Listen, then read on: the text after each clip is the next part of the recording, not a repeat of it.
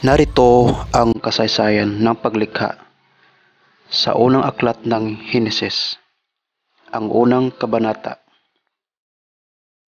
Ito ang unang araw ng kanyang paglikha. Nang pasimula ay nilikha ng Diyos ang langit at ang lupa. Ang lupa ay walang hugis o anyo.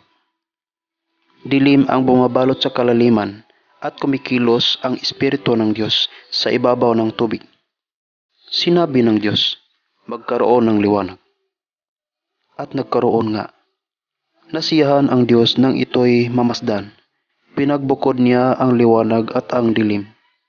Ang liwanag ay tinawag niyang araw, at ang dilim naman ay tinawag na gabi.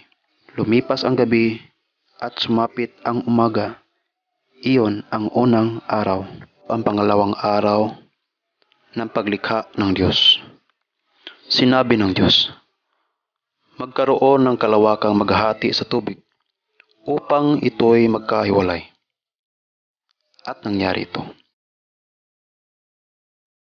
Ginawa ng Diyos na pumagitan ang kalawakan sa tubig na nasa itaas at sa tubig na nasa ibaba. Langit ang itinawag niya sa kalawakan. Lumipas ang gabi at sumapit ang umaga.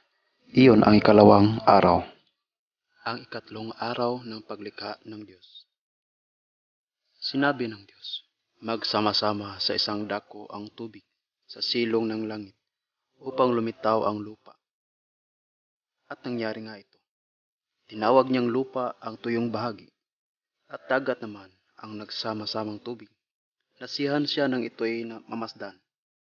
Pagkatapos sinabi ng Diyos, magkaroon sa lupa ng lahat ng uri ng tumutubong halamang nagkakabinhi at mga punong namumunga.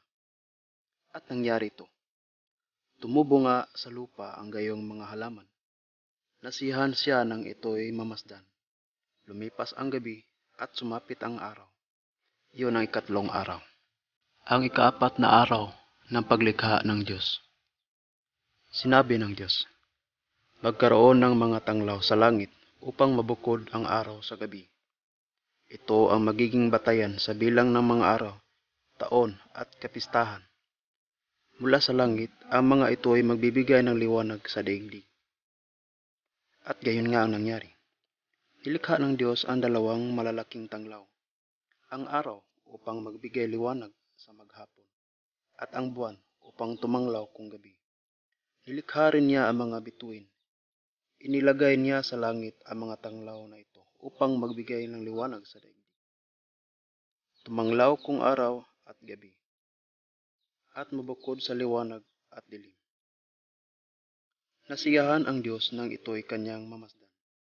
Lumipas ang gabi at sumapit ang umaga. Iyon ay ikaapat na araw.